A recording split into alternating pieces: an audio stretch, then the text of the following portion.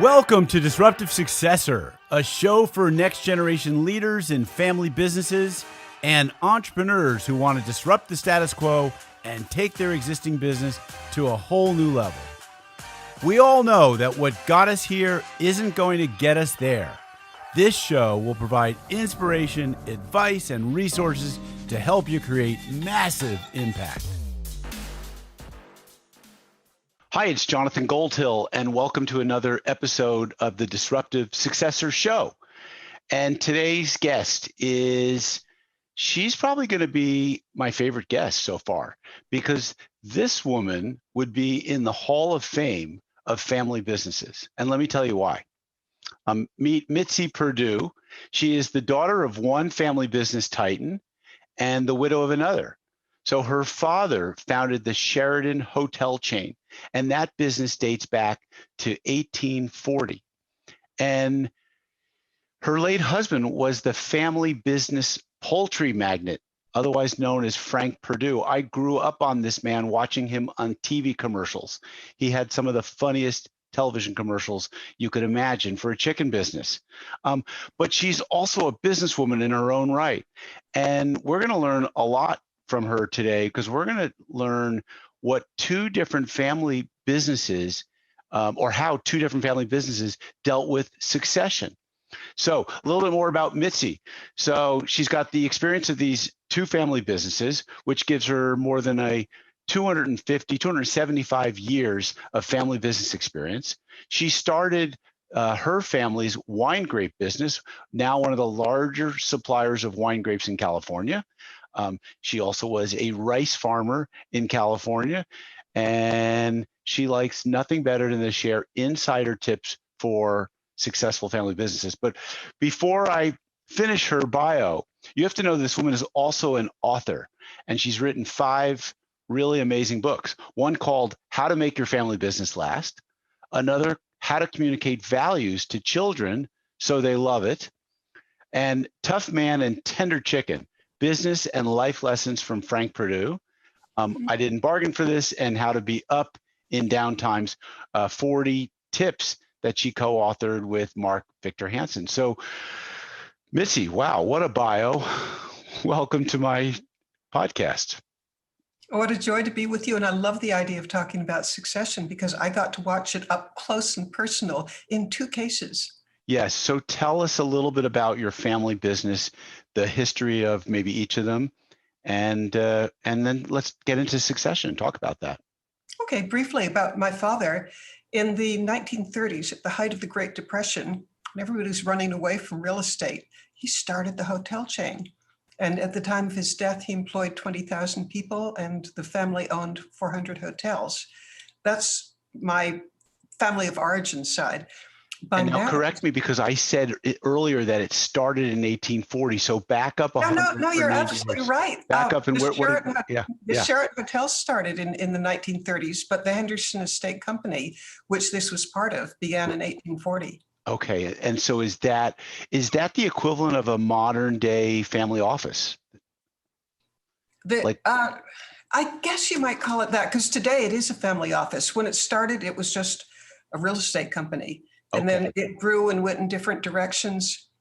And then my father enlarged it no end by starting the Sheraton Hotel chain. So did it have different agricultural real estate interests, or was it, what was it that they were involved in? Just give us a real quick sketch. Well, in the 1840s, it was real estate, but then it moved off into weird, strange directions like tire companies, artificial rubber, subway systems, ostrich feathers. So they've been in a whole lot of things. Wow. But and now we're still in a whole lot of things, but not hotels anymore. I bet. Okay. So the business started in the Depression, which is quite an amazing accomplishment in and of itself. And it grew under your father's leadership, most of that next. Well, he started with one hotel and made a success of that. And at the end of his life, as I said, 400 hotels. So, he knew what he was doing. So your brother is now running this business, or no? He got No, in the case of the Sheraton hotels, we sold the whole thing when my father died. Right. Which, by the way, made succession a very easy question because we sold it. But was there someone who wanted to be a successor in that business? That answer's a little bit complicated because my older brother could have, but it became, for financial reasons, it was just a really good idea if you were a hotel company back in 1967. A lot of the hotels were in inner cities, and they needed, if they were to remain competitive, they'd need just an enormous infusion of cash. And that's why a lot of hotel companies back then did partner, like with car companies. And so we were bought out by, voluntarily, it was a good deal for us. We were bought out by ITT. Okay. Interesting. All right. So tell us about the other business and what was that experience like? Because that business is still being run by a family member. Totally. Yeah. All right. The Perdue Company, it's been in business since 1920, which means this is our 100th year anniversary. There is a third gen who's running it. And there's actually a bunch of fourth gens in the wings. See if I can count. I think there are 4 who would be totally qualified to run it. And how that shakes out, the future will tell. Interesting. So now Frank was the second gen, and I know you and he weren't married probably when he got into the business, but can you tell us a little bit about the history of how he got into the business? Did he start as a kid in the business? Did he grow up in the business? And, how was that torch passed down to him? Okay. His father started it in 1920, the year that Frank was born. So Frank absolutely grew up in the chicken industry. I mean, he used to say that I've been in it when I was so small, I'd hold an egg with 2 hands. But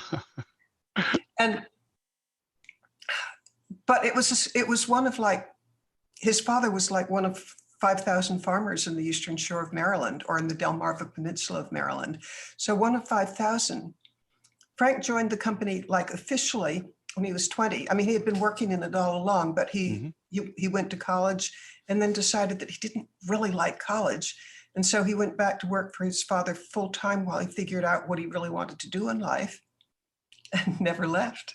Okay, so now I have to interrupt to ask you, as a special favor for people who are watching this, if you will stand up so people can see the shirt, and back up just a little bit so they can see his face, because this was an iconic face.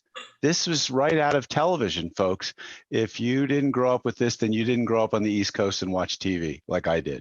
Thank you, Mitzi. That's great. So his dad prepared the business for him in some way for Frank to take over. And I mean, do you know much about that transition? Was it? I know a lot because I actually wrote a book about it. Okay.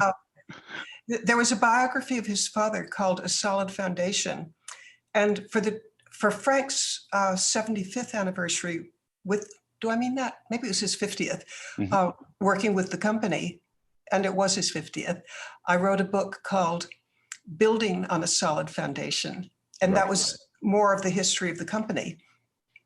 And Frank and his father Frank would always say, my father was the best friend I ever had. He said they never quarreled. They just got along beautifully. But his father, as far as I can tell, was made really uneasy by the pace at which Frank wanted to grow, because Frank wanted to take out loans. His father had never taken out a loan in his life. His motto was, if you don't owe money, you can't go bankrupt. Right. And, Frank was, they got along so well, but they were opposite personalities. Tell us more about that. What was Frank like? So normally most people think of the entrepreneur founder as hard driving, and then the next gen as someone who's just going to manage what is already in place. But as you know, the concept of my book is about disruptive successors, where the next gen leader really wants to, go to a whole new level, and it puts stress and strain sometimes on the relationship between I think in most cases I would predict stress and strain. And yet again, I wrote a book on this. I interviewed a great many people, more than 100. And again, every indication is that somehow these two men just got each other. And it was probably scary for, we call him Mr. Arthur, that's Arthur's father. Mm-hmm. That's Frank's father.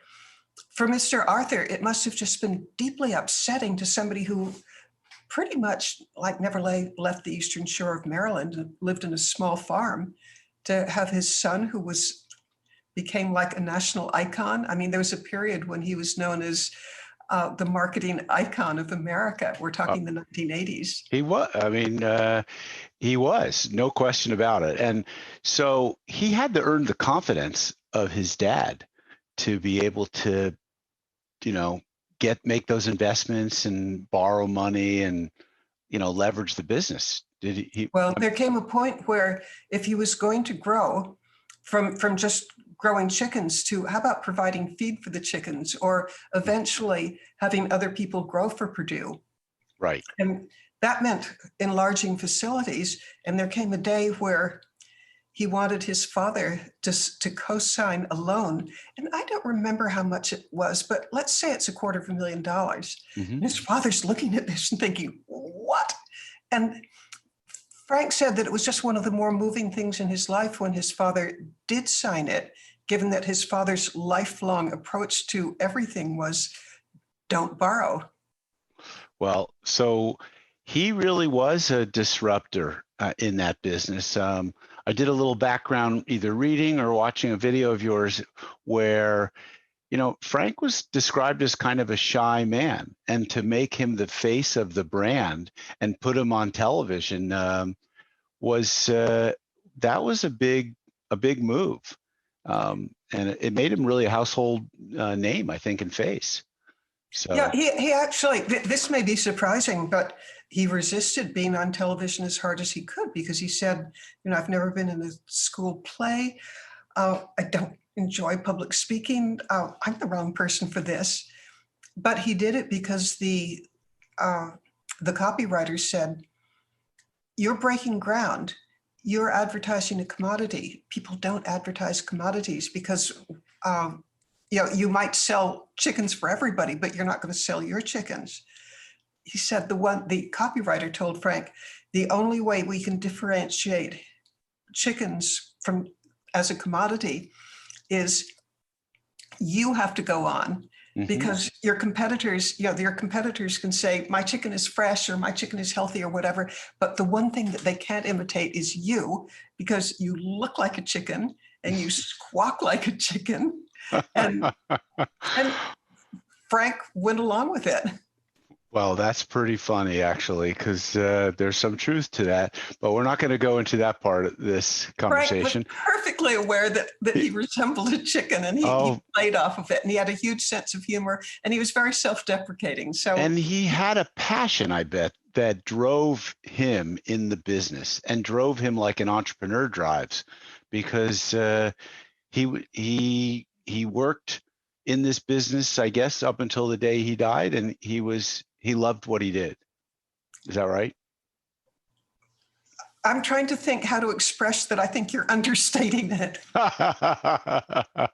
Okay.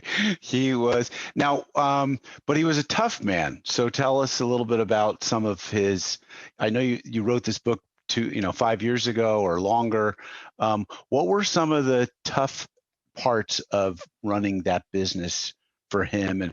And I mean, was he tough with his children? Because he has now, there's the third gen and the fourth gen are in there, but the third gen is running the company. So tell us a little bit about that toughness and how that translated into business.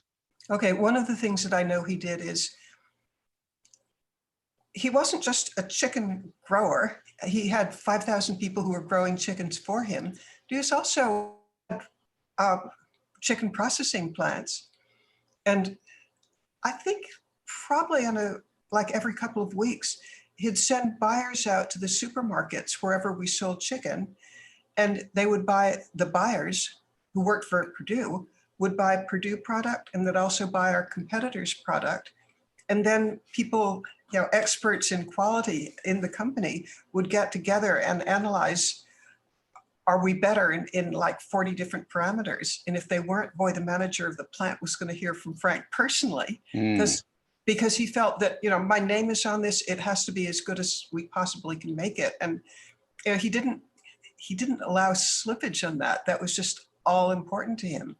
Well, it just shows you that entrepreneurs are tough. And you have to be, because there's a lot of risk that you're taking, and there's a lot of lives that you're responsible for. But probably no life you're more responsible for than the life of your children, because you have the greatest impact on that. So tell us, he had more than one child, but he had one child go into the business. Tell us a little bit about that. Okay, one son, 3 daughters. Okay. And the son was a perfect example of what you were alluding to earlier about how it's one personality that starts a company and another that keeps it going. Mm-hmm. Jim Perdue has such a different personality from his father. I mean, his father was just hard charging, and Jim, on the other hand, is a much more, I would say, rules and structure related personality. Like Jim has a master's in business administration, and one of the things that he's really good about is chain of command. One of the things Frank was really bad about was chain of command. And if something bothered Frank, he didn't care who he told. If Jim has a problem with something, he'll mention it to somebody high up in the hierarchy who will tell it to the next person until it gets dealt with. That's an interesting, and I've dealt with this conflict. Do you know how Jim dealt with this? Did he pull his dad aside and say, you have to speak to me, run everything through me, or did he scold his dad? I think I'm the world's living authority on how this was handled, because it was incredibly hard for Frank. It just went against every fiber of his body, and so he knew that he should pull back and not try to run everything. But if something wasn't going the way he thought it should, it would drive him nuts. And Jim didn't want him undercutting the managers beneath him, which in effect you do, because if you break the chain of command, that's sort of showing lack of respect or lack of trust of the person whose job it should be to correct it. Sure. Okay, so it's an absolute great big conflict. Frank knowing what the right thing to do was and being 100% unable to execute. So here's how we handled it. Yes, tell us, because we want to understand how conflict was handled in that family's business. Go for it. Okay, I consider myself really, really close to my stepson, Jim Perdue. In fact, like I often hear from him, even today, and so we're close. Well, back then, and we're talking, at least 20 years ago, maybe 23 years ago, back then, Jim would call me and he'd say, this is so indiscreet, but here goes. He'd say, Dad's absolutely driving everybody nuts. Do something. Okay. And it's good that I was a discreet person and didn't tell Frank in an unkind way. But instead, I'd go up to Frank and I'd say, darling, I've always wanted to go to the South Pacific, and there's a cruise that leaves in 3 days, and I already got tickets. Oh my gosh! So just take him out of commission. He could not get a hold of him. I mean, I got to go on a lot of really wonderful cruises because I hope he enjoyed them as well. The only way to solve the problem was to have Frank out of the country. Gotcha. So remove him from the situation. So that's an interesting way of dealing with conflict. But it was really an immovable object and an irresistible force, because Frank, with all the goodwill in the world, with all the love for his son in the world, he could not do what he was supposed to do. Gotcha. And this worked. It worked. And did it change over time as he got older? Was he able to say, I don't have the energy, just let Jim do it, or I'm tired, or did he just always have that, I got to go and handle this kind of an approach? I put a lot of effort into trips. As he got older, I'm not sure that I could ever say that his energy diminished, but one thing that helped, and I don't recommend this for everybody else, was he got a little bit hard of hearing. And So that sort of a little bit removed him from doing what he knew was the right thing. But it was a case of, I know what to do, I can't do it. Yes, I experienced that with my grandfather. He got hard of hearing as well. And I think at some points he just said, I'm not going to deal with this, because he didn't know what was going on. So. Yeah, and that, I hope I'm not being unfair. I mean, somebody else might take a different view of how it was. I mean, the bedrock was that the two men loved each other. And they respected each other too, yes? Mm-hmm. Yep. They respected each other too? They adored each other, they respected each other. But anybody who's had a lifelong habit knows that changing a lifelong habit is hard to change, period. Yep. So just talk to me a little bit about also communication in this family business, and maybe even, in the family of origins business. How would you characterize the communication in and amongst the leaders and managers? Like, it was open, it was closed, it was, things where there were secrets, there was transparency. I mean, give us a little bit of description of it.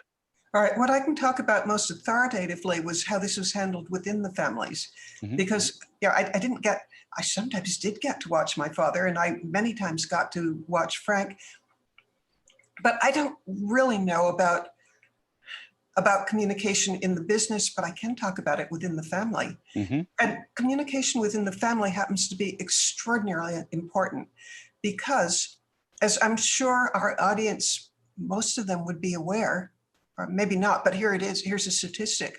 70% of family businesses don't make it to the next generation. Right. And the biggest cause of that is family quarrels. Yep. And do you think those quarrels are around money oftentimes, or is it power, or is it disagreements about little stuff? I mean, what's your experience in that area? All right. My experience, because I grew up with a lot of peers and got to kind of look into their families. And then I also have the privilege of addressing a lot of family business conferences, and people confide in me, and I love it. Mm-hmm. But here's my impression. And it comes actually from a psychiatrist that I admire a lot, but he formulated what I'm about to describe. There's this guy, Dr. Youssef, and mm-hmm. Dr. Youssef says quarrels are almost never about what they're about. Correct. He said they're almost always sort of leftovers from childhood disagreements. Yeah, and I always say there's something else. Correct. Yeah, that there's something else that yep. that they're almost never about what they're about. Well, so how do you? Well, first of all, let's stipulate that there doesn't exist a family that doesn't have quarrels. Mm-hmm. And that's a fact of life. So how do you handle them, given that we're human beings and we're gonna fight? So here's how the Hendersons handled it. We had an agreement, which is that we could fight like cats and dogs, but we would never, as the family phrase for it was, we don't wash our dirty linen in public. Yes. So we could fight like cats and dogs among ourselves if we needed to. I mean, it wasn't encouraged, but the idea is if you just stuff a disagreement and don't deal with it, it'll get worse.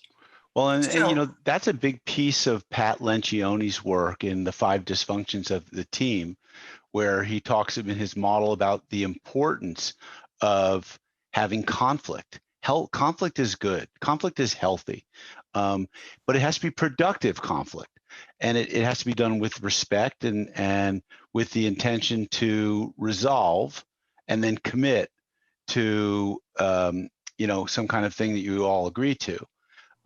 It's not like, okay, now let's go back into our own camps, and you have to work through the conflict. So super important and, interesting to note. And,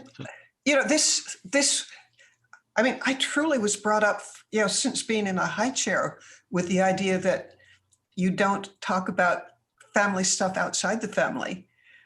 And phrased again as we don't wash our dirty linen in public. And this was really put to the test when when the family was deciding whether to sell the Sheraton chain of hotels. Mm-hmm. And this was right after my father. And, when there's been a death in the family, feelings are like white hot and just your whole universe, somebody's taking an egg beater to it. It was, and I have two sisters and two brothers. The sisters and I didn't want to sell. The two brothers did want to sell. And when you have a fight that's over identity, which this was, because our identity was, I'm a hotel heiress. When you argue over something that truly deeply affects your identity, those are white hot arguments. I bet. And it would have been so easy for one of us to confide in one of our friends in the press, or maybe hire a lawyer to represent our point of view. We didn't do it. So let's just digress for just a second, because I was talking to you earlier before this recording about some research I had read about success in relationships, in marriages in particular. And based on all this data that was collected from all these couples, the number one, or the first finding of successful marriages, was that they didn't air their laundry in public. And so let's clarify what this means, because it doesn't mean that they don't have a therapist or a facilitator, a mediator, a coach, a family business advisor, someone who's neutral that they bring into it, but they don't go spreading it indiscriminately or indiscreetly, I think was what indiscreetly around. They don't make a mess out of it. Keep it clean. Yeah, my feeling is, boy, if you need a family business counselor, get it as fast as you can, because the longer something festers, probably the worse it's going to get. 100%. But I don't consider that going public, because, to me, the press is going public, or having a legal case is going public. But calling in the equivalent of a doctor to help with the relationship, please do that at the first sign of need. In fact, I would have a family business counselor even in advance of need, just so that you have somebody to fall back on. Because, yep. Again, since 70% of family businesses don't make it, and the biggest reason for that is family quarrels, this is something to pay attention to fast. Well, and I always tell people, and I talk about it in my book, that you should have a BOAT, a business owner advisory team. And that is the people that you surround yourself with that are like expert advisors. They're maybe on the board of directors, but probably with smaller family businesses. They're an informal advisory board, and they are your accountant, your attorney, because they're involved in both protecting and distributing the wealth, a wealth manager and insurance, because they're about compounding, growing it, and again, also protecting it. And I think a coach, an advisor who can drive value and create value in the business is also part of that team. So interesting. All right. Actually, I'm the deepest believer in the world in coaches, because you don't know everything. 100%. And you don't know what you don't know. So, all right, let's talk a little bit more. What haven't we covered in some of the succession challenges and leadership transitions? A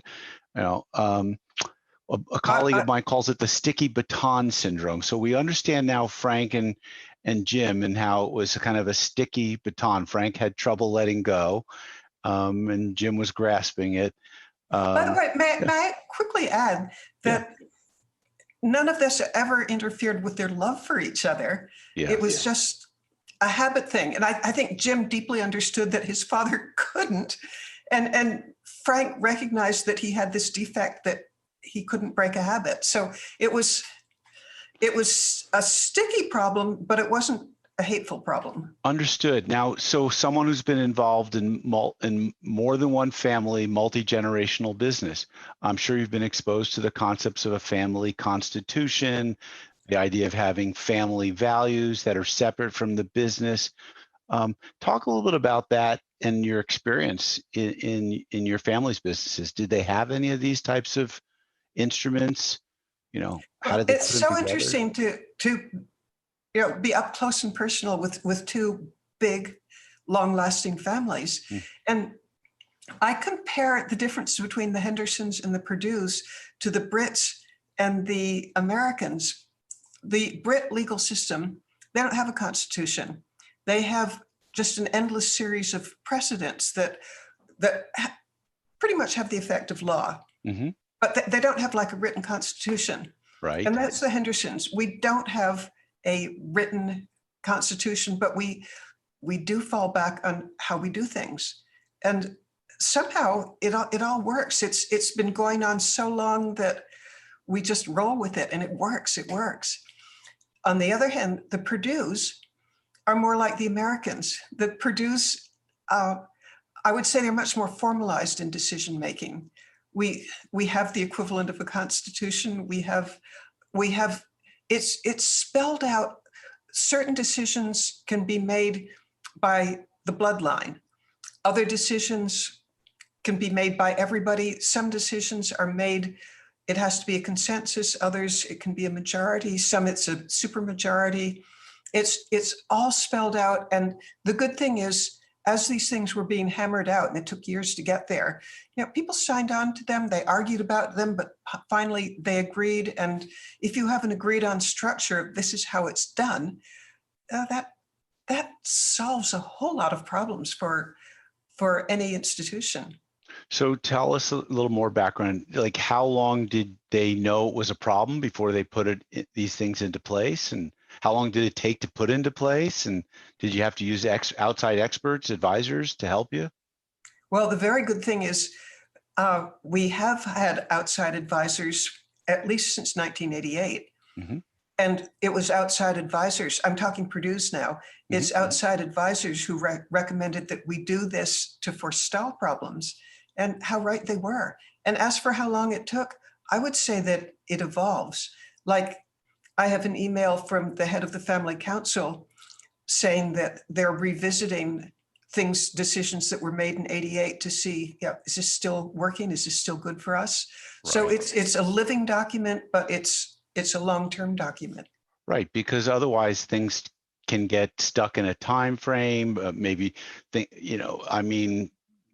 it becomes too bureaucratic, the organization, and you can't make a decision without consulting the rule book first. But look, these are good guardrails to put up in a business, and they probably make for a successful business. And so I want to digress for a second, because I'm really interested in this book, at least the title of it, which is How to Communicate Values to Children So They'll Love It. And so what I want to digress about is, it seems to be that, there's many books that we can read about how to have and build a successful business, but there are very few books on how to have and build a successful family. And you wrote a book that suggests that maybe by communicating values to children so they'll love it early on, is in the vein of, let's build a successful family here, that the family can be proud of, that there's legacy. And so I want to talk a little bit with you about that. Where did this idea come from? And let's start with, where did this idea come from to write this book? Well, I spend a lot of time studying what makes a family business successful.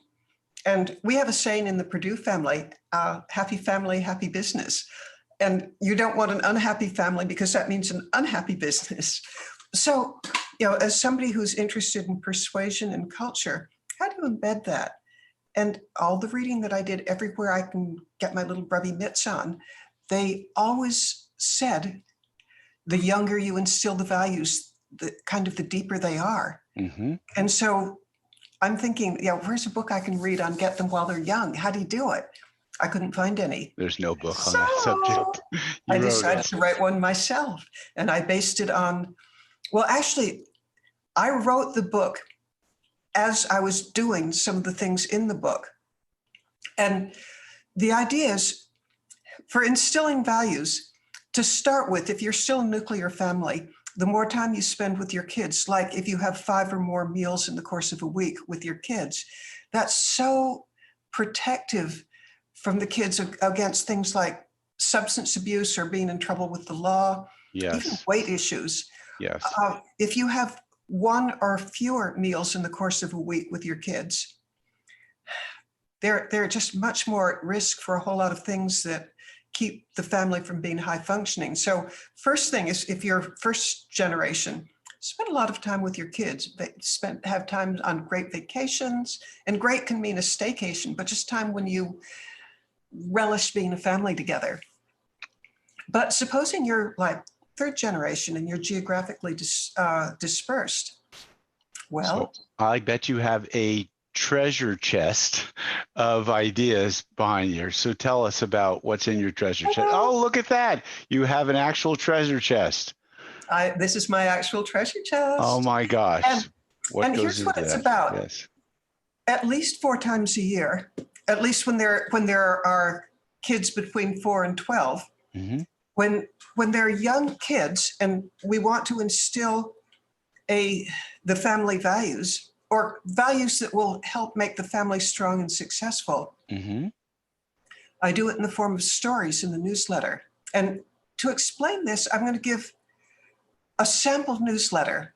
Okay. And the one I'm going to describe happens to be the one that I've got the treasure chest that goes with it. Okay, now good. But so this sounds like another thing that owners have to do, or entrepreneurs have to do. Like, who does this? Is this someone who's head of HR? But like, never. No. It's there ought to be some family member who will do it, because so it's a voluntary family member that does it because they're are they a historian of the family business? Are they in that same person, or like, who does this? And I guess you've been doing it.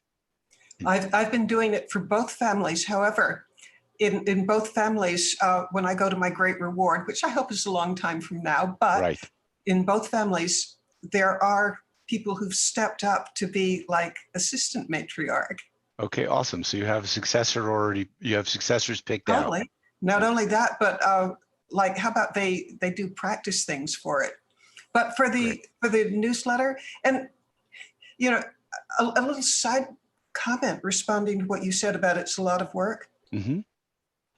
Okay, I'm going to ask you and members of our audience to search your soul and see if I'm right about this.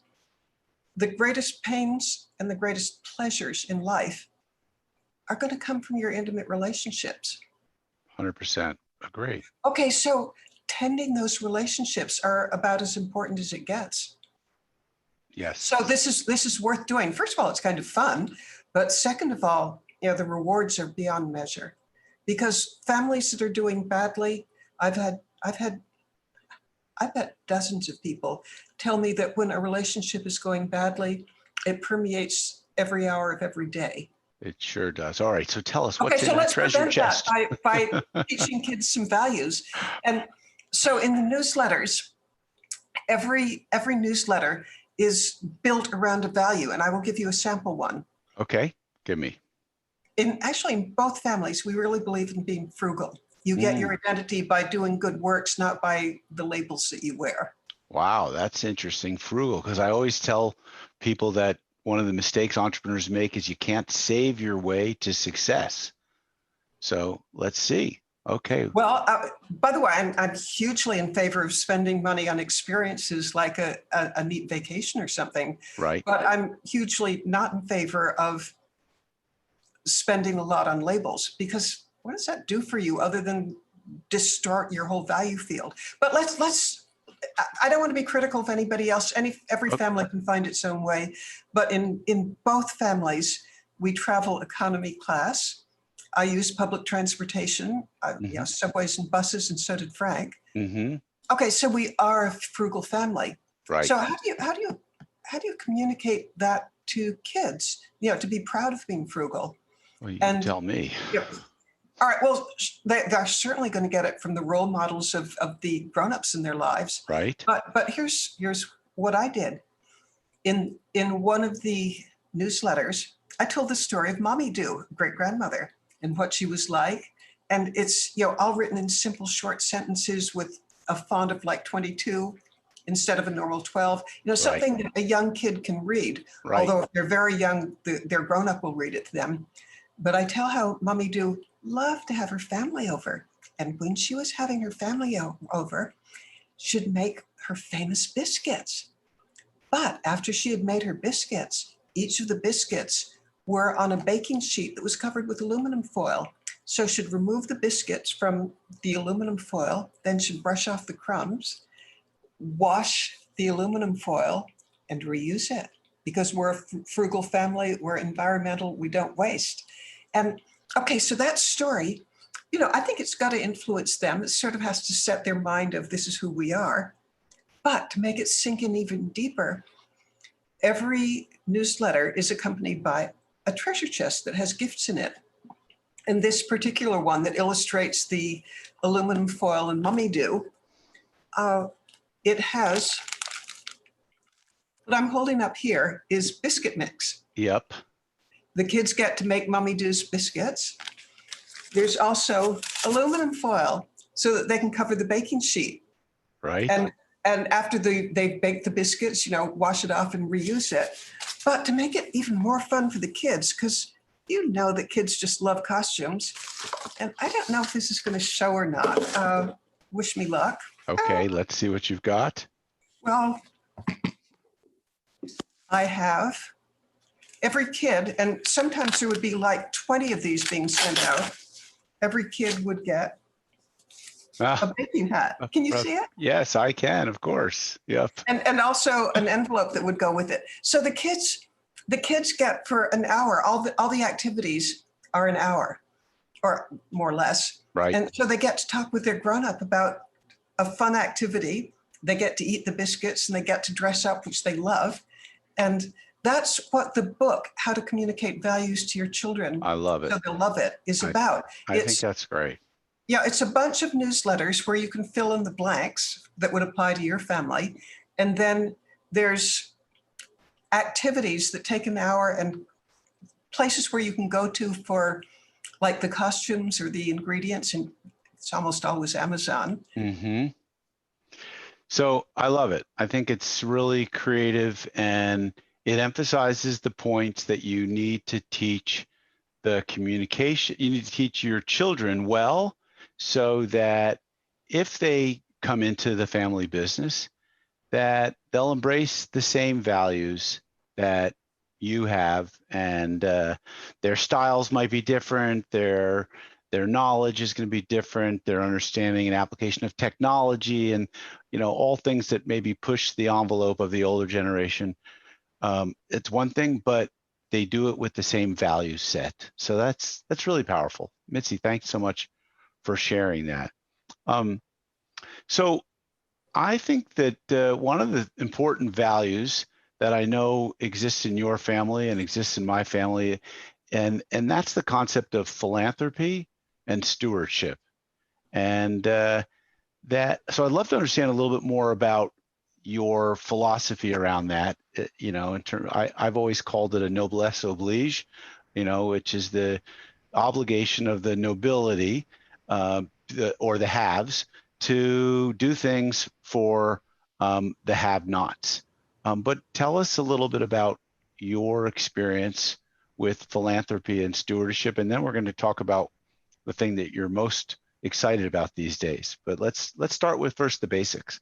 Why is philanthropy and stewardship? Why philanthropy? And let me just add that one of the things that I've done to teach this concept to my clients is I make it really clear when they become a client of mine that 5% of the coaching fees that they pay me each year will be donated to a domestic charity of their choice. And I encourage them to pick a charity that's in their community that maybe is something that connects with them personally or their business, because I think it's an extension of their brand, and it's certainly an extension of my brand. And so that's the one way that I communicate that, because I think it's really important. But tell us a little bit about your connection to all this stuff. Okay, briefly, I was brought up with the idea, I can remember Mother telling me this 100 times, and telling my siblings as well, that we're here to put back in the bucket. And is that obvious what that means? It means you've been given a lot, put back. And I remember once I'm not sure how old I was, but maybe 8 or 10 or something. And I come into my father's study, and it's a Saturday, and he's just surrounded with all these books and papers and things. And I ask him what he's doing. And he explains that he's evaluating charities that he's going to support.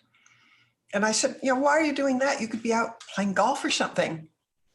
And he said words that I'll just absolutely never forget and that have influenced me the rest of my life, and that I think I've seen apply to Frank Perdue as well. And it's this. He said, the greatest pleasure my money has ever given me is in giving it away.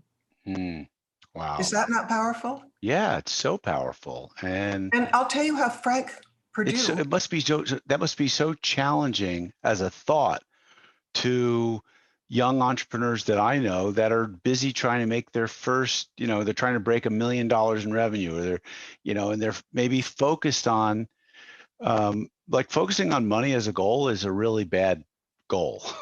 Actually, I'm in favor of, I'm going to get biblical on you. There's a time and a season. Yes. And the time when you're building your company isn't the time to give a lot of it away. Correct. But by the time I was 8, Father had, a bunch of hotels and he was doing well. So, he actually. Let me add to that though. So the time and the season. So it's not about giving it away when you're younger and trying to build something, but it's not about focusing on the money, because I know that that's a mistake. I've been there. I've tried to focus on the money. It's about focusing on impact or difference, or, I don't think Frank was focused on like making an extra dollar. He was probably focused on how did he get his chickens into, the hands and mouths of more people? How could he feed more people? It's about impact and difference. And so that otherwise, money is just a thing. It's just it's not the right measure. I have a personal motto, which is success is not measured by what you can get, but by what you can give. Yeah. And you aren't going to have a lot to give until you've gotten. So I'm all in favor of getting. Right. I also want to share what Frank told his children and grandchildren and great-grandchildren. He had something called an ethical will. And number 7 in his ethical will was, out of 10, was, if you want to be happy, think what you can do for somebody else. If you want to be miserable, think what's owed to you. Yeah, good point.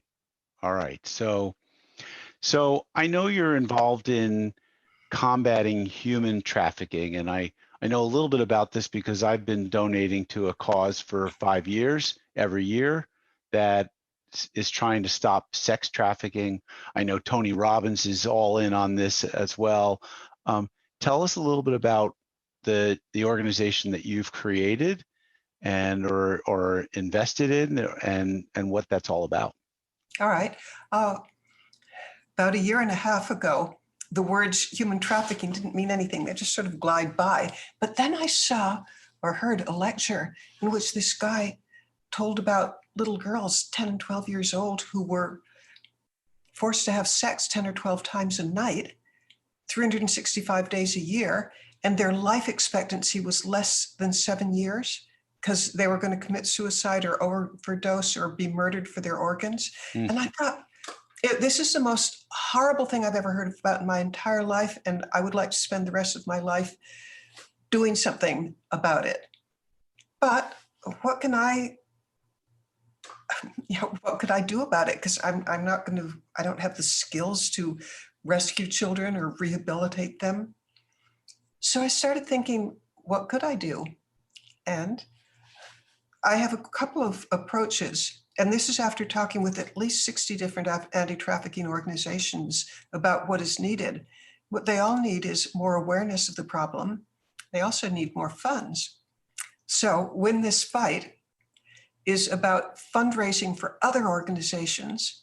And it's also about raising awareness. And the fundraising, the initial plan was to give away very high value items in a giant auction to raise $100 million. Wow.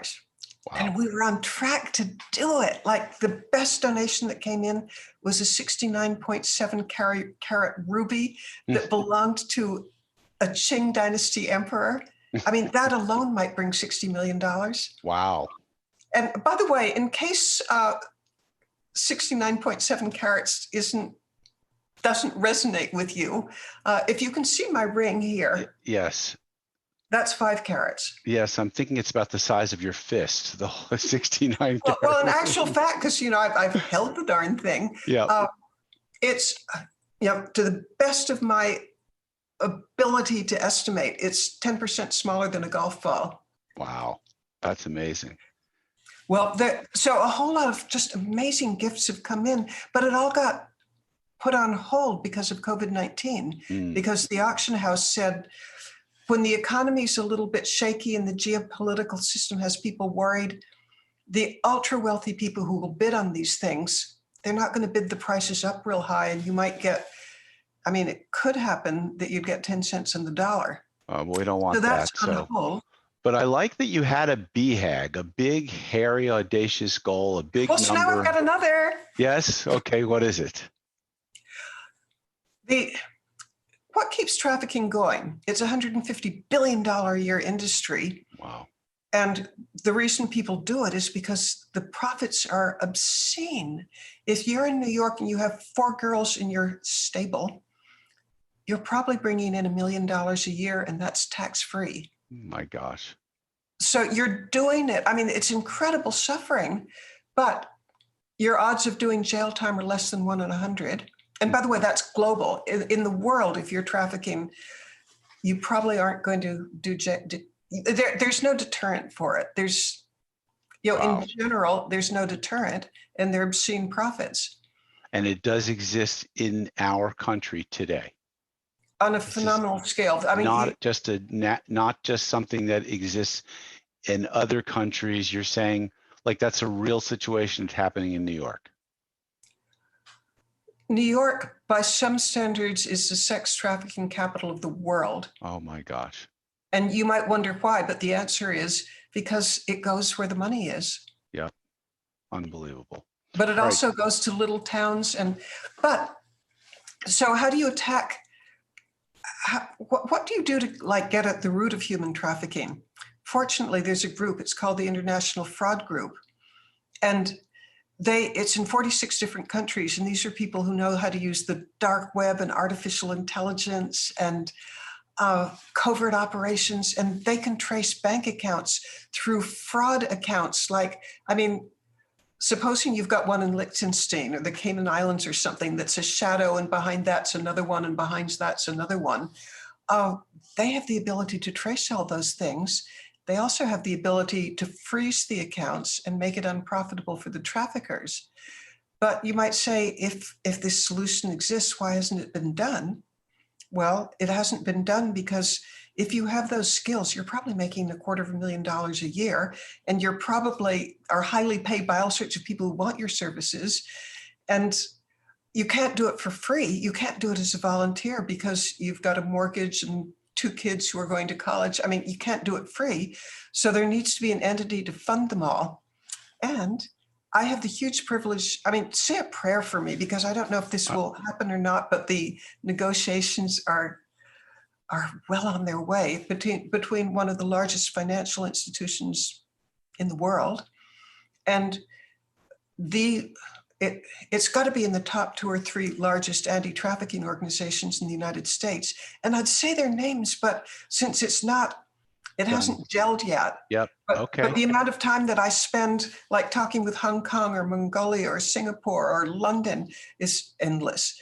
But I'm hoping within the next couple of months that we will have an organization that can really attract the root of human trafficking, which is the profitability of it. Oh my God, what an insidious business that these people are in. And we can see why you and others like you are passionate about ending it. So what is the organization that people might follow? Hoping you asked that. Support you in this cause. All right. I would love it if they would come to winthisfight.org. Okay, winthisfight.org. All right. Yes, and I would particularly love them to be part of something that's going to happen in January. January is National Human Trafficking Awareness Month. Okay. And I'm so excited because, there's the number of people who are signing on to this is just crazy. But we're going to have a contest. And you can find out about it if you go to winthisfight.org. And contact me. You can contact me through the website. Yep. Winthisfight.org. Winthisfight.org. Awesome. So fantastic. So, okay, what we're having is, for awareness, we're having a Win This Fight. I'm dressing up right now as Rosie the Riveter. Okay, look at you. Can you see the muscle I'm making? I can. Yep, you look like her. I think most people in this group won't even know who Rosie the Riveter is. So appreciate the reference. But I'll explain who she was. 75 years ago. Yep. She was a woman who, she was a symbol of a whole lot of American women who were part of the war effort and then go to factories. And a lot of people say they helped win the war. Well, Rosie the Liberator is, and I explained this on the website, but Rosie the Riveter, this is a modern day, a 21st century version of her. It's Rosie the Liberator. And if you come to my website, I'll explain how to join the contest. Fantastic. Now, if people want to learn more about you, watch some of your many podcasts, they can go and also look at your books, MitziPerdue.com. Is that right? That's it. That's Mitzi with an I and Perdue, Perdue. So fantastic.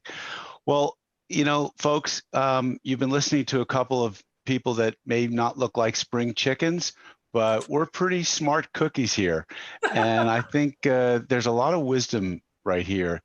The importance of connecting philanthropy and stewardship to your business at some point in time. First of all, the importance of having and being connected to a cause. It will not only drive you and your business, I think, but it drives your employees because they feel connected to something larger. And it's really important that if you're building a business, that the purpose of it be so purposeful that it's almost cause oriented.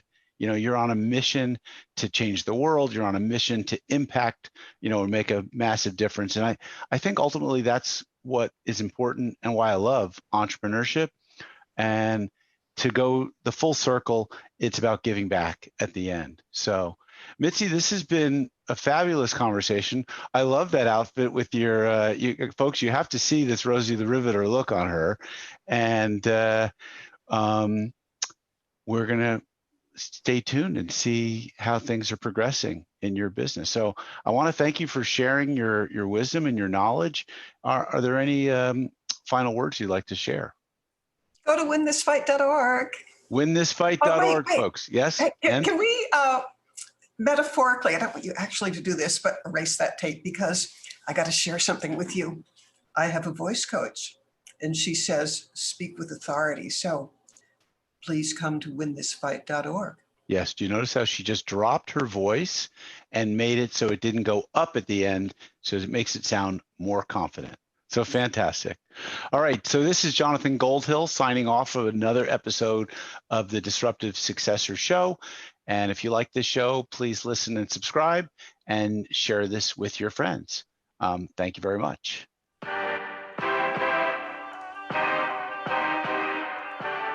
Thank you for joining us on the Disruptive Successor Podcast. If you enjoyed today's episode, please subscribe, review, and share with a friend who would benefit from the message. If you're interested in picking up a copy of my book, Disruptive Successor, go to disruptivesuccessor.com.